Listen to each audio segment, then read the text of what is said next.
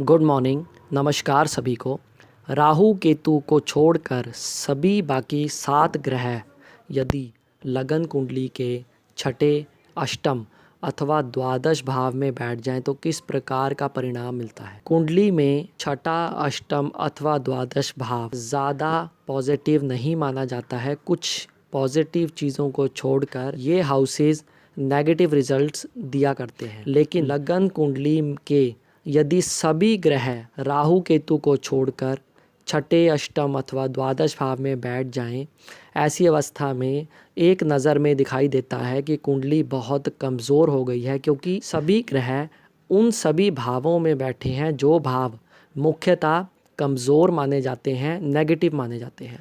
ऐसी अवस्था में कैसे पता किया जाए कि कुंडली वाकई में ही कमज़ोर है या वो शुभ फल दे सकती है। लग्नेश जो कुंडली का सबसे इम्पॉर्टेंट पार्ट माना जाता है, लग्नेश किस भाव में गया है, इन तीनों में से यदि लग्नेश छठे भाव में गया है तो वो इतना ज़्यादा कष्ट नहीं देगा। छठा भाव उपचय भाव है, हाउस ऑफ गेन्स है। यदि छठे से छठा गिने तो एकादश बनता है। एकादश भाव हाउस ऑफ गेन्स है।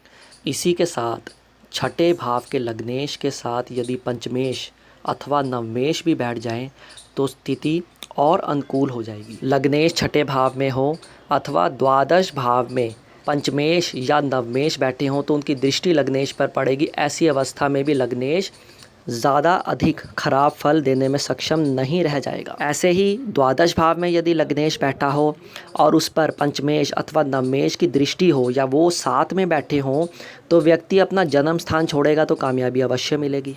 छठे, अष्टम अथवा द्वादश भाव में बैठे ग्रहों पर ये अवश्य देखिए कि कौन कौन विपरीत राजयोग में आए हैं।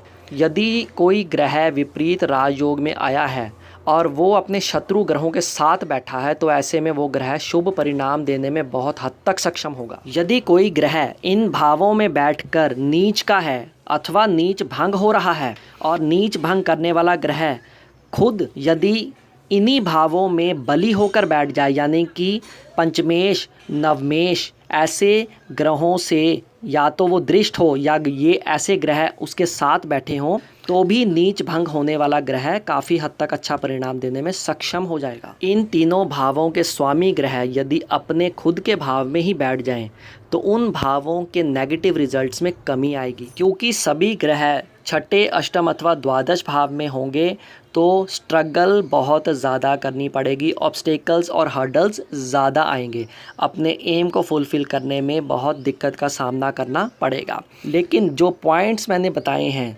यदि वो इन ग्रहों के साथ फुलफ़िल हो जाते हैं तो स्ट्रगल का आउटकम पॉजिटिव भी आएगा। इन तीनों भावों में से किसी भाव में यदि 3 अथवा 3 से अधिक ग्रहों की युति हो, ऐसी अवस्था में ग्रहों की डिग्री पर गौर कीजिए और पता कीजिए कि कौन सा ग्रह डिग्री के अनुसार किस ग्रह से आगे है और किस ग्रह से पीछे है। यानी कि जिस ग्रह का रिजल्ट देखना हो आप ये ज़रूर देखिए कि वो ग्रह के आगे और पीछे वाला ग्रह कैसा है, वो उसका मित्र है अथवा शत्रु है, कैसा है।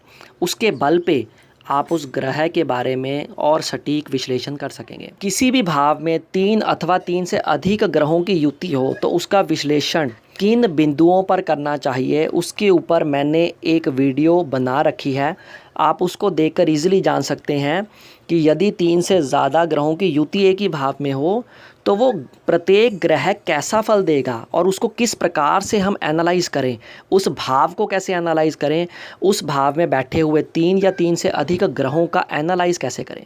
यदि जानकारी ज्ञानवर्धक लगी हो तो लाइक ज़रूर कीजिएगा। ज्योतिष संबंधित विषयों में आपकी रुचि है, आप मेरे इस चैनल को सब्सक्राइब भी कर सकते हैं। धन्यवाद।